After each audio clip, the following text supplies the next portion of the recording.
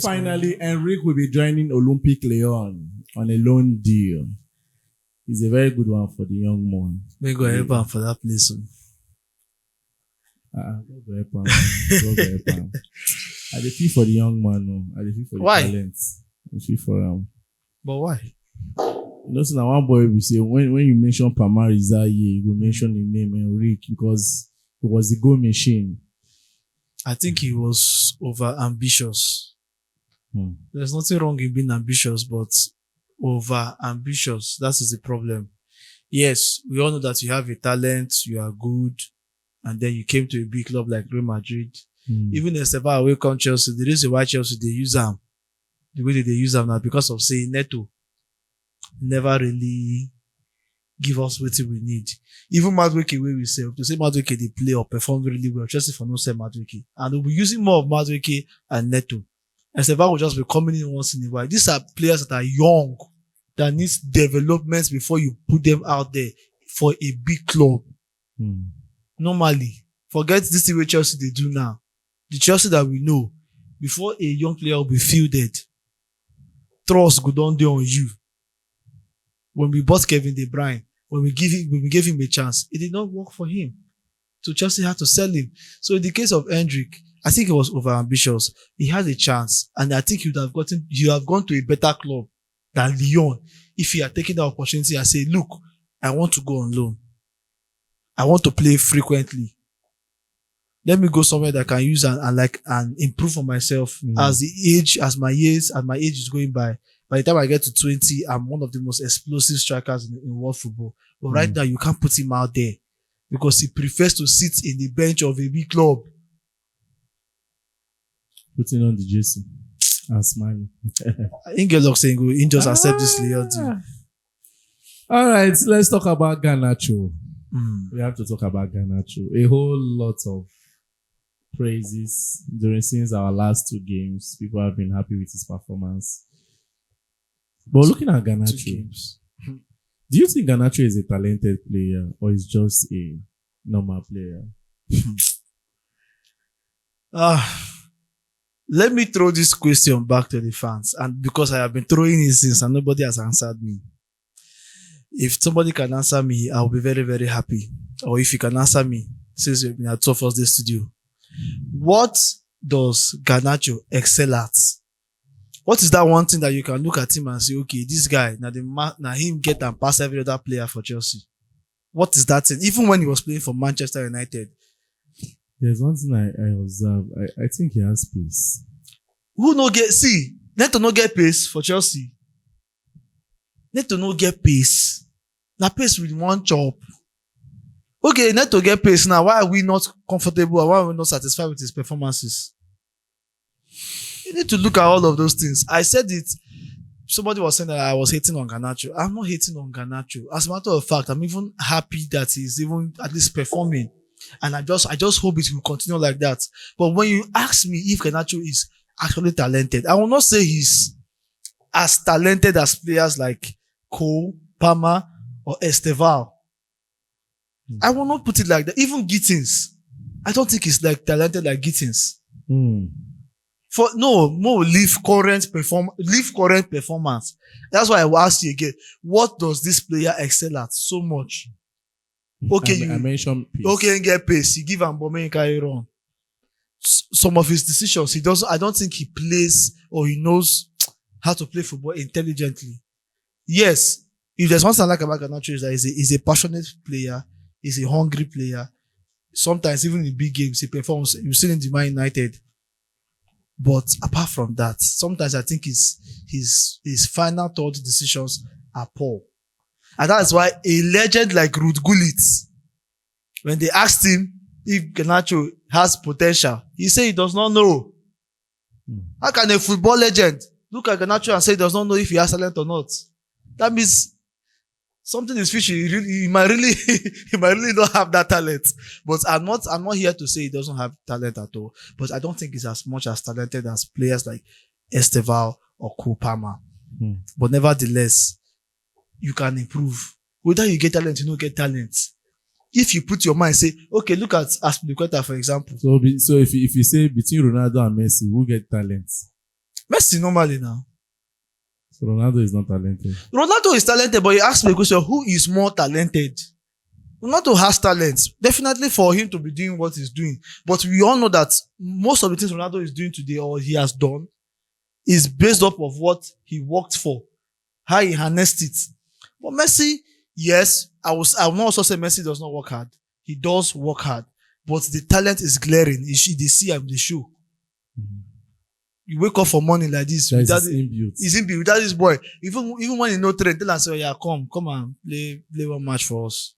And it shows. It shows.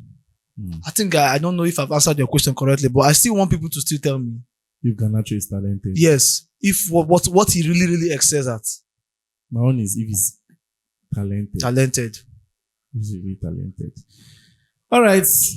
Looking at these three midfielders, Enzo Fernandez, Declan Rice, and Bruno Fernandes of Manchester United. Looking at these three midfielders, out of these three, who will you start? Who will you bench and who will you sell? I think it's obvious who I'm starting. The problem now who I go bench and who I go sell. Because I have to look at the current performances of the players. So that's why it's going to be hard for me. If not, purely, only me and you say who I go start na Declan Rice. Who I go bench na Bruno Fernandes. Who I go sell na Enzo Fernandez. I carry your trumpet and keep me in the comment section. I know a lot of people attack me in the comment section, especially Chelsea fans. But that is just the way me I see it. That is my opinion of how I want my midfielders to play. So you rate Bruno ahead of Enzo? That is why I said normally I go put that, but currently now I have to sit back and think about it again. Between Bruno and Enzo Fernandez, who is performing better in this current period? So it's quite hard for me. It's quite hard. But just because Enzo Fernandez is playing for Chelsea right now, and because of his previous performances, I'll bench Enzo and I'll say Bruno Fernandes. If you are looking at all round and what they played since we know them, I will as well bench Bruno Fernandes and sell Enzo Fernandez. I don't know if you get where I'm going. I want to be neutral. I don't want to put that straight on me. I want to be neutral. All right. We will be expecting Kopama after the international break, maybe against Barcelona, and a lot of expectation will be on every Chelsea fan's mind. Like, if Palmer comes back, we know what he's going to be bringing to the table. But do you think, after going injury for over 2 months, if I'm not mistaken, do you think he will have that, he will get that flair immediately he comes back?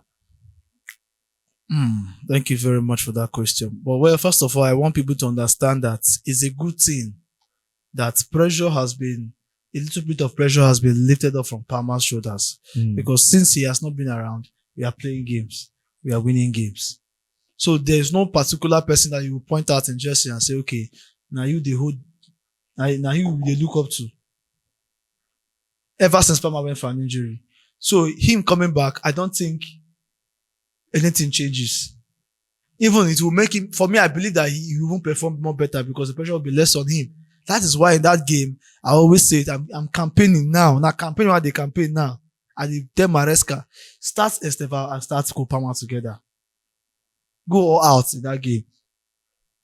So that at the moment where people think, okay, Palmer will want to use to navigate through or do anything, we have options up there. We have guys who can be able to take the bull by the horns. This is what makes this top team special. There is no particular one player, even though that they have a best player in that team. Even if you come out that best player from that team, you get people there who still do something. But at Chelsea, mostly last season or the previous seasons too, it was always on Palmer. Well, now Palmer has not been around. So do you think if Palmer should come back now, since Palmer has not been around and the team has been excelling with that team, and people can't really point the main man. But do you think if Palmer should come back right now, Maresca will try to build a team around him again back to Palmer? I don't think there is any much difference between the way we've been playing now and how we also play You know when that Palmer was around. When Palmer is around, there's always this look for Palmer.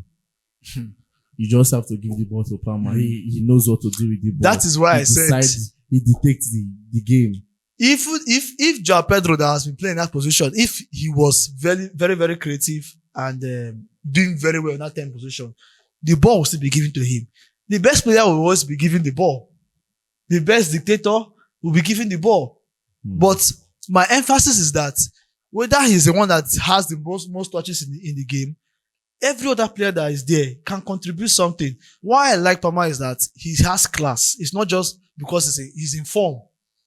There is class. So when the ball is with him, he knows who to distribute it to. And then if you have Estevao, and I don't even know any other player to go again. Maybe let's say the best of Garnacho or Gittins out there. I think it's going to be very much easy for Chelsea to navigate.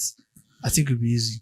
All right. So the Palmer form of the thing, if he should come back, I don't think he'll be affected. He'll be affected. The injury will not affect his form. No. Okay. Then lastly, this one is kind of trickish. Mm-hmm. This question is very, very trickish. The question they enter my mind, they come out. They enter, they come out, and they try to one stable out.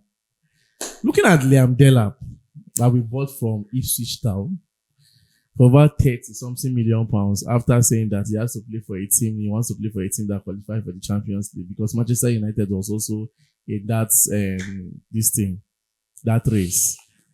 Looking at Delap, if Delap fail, we are not praying for failure. Yeah. But if he failed to give us 15 goals this season, what do you think Chelsea should do? Loan him or sell? 15 goals. I ain't not going far by calling 15 goals.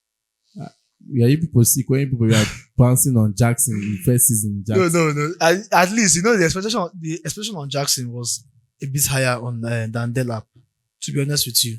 And ever since, do you know that Jackson was bought for 30 million? I know. It's not about the price tag now. You need to understand that ever since Joao Pedro came, the expectation on Delap dropped. People were feeling like, oh, Joao Pedro will be the main and that's man. the more reason he need to perform, but he's not doing it. Now, when he comes in, he's not even converting this. Now, I'm not even here to even defend Delap because the last time we spoke about Delap, I was very, very angry. The reason why I'm angry is because Percy, where I see for Ipswich, profile of player where I see for Ipswich. But before you proceed, make we sell him or make we loan him. No, you can't. You give him time. You have to give him time. I don't think things should be done that way. You have to give him time. What if you give him next season and nothing? If you don't, I think any decision Chelsea makes, whether loan or sell, is justifiable. All right. Justifiable.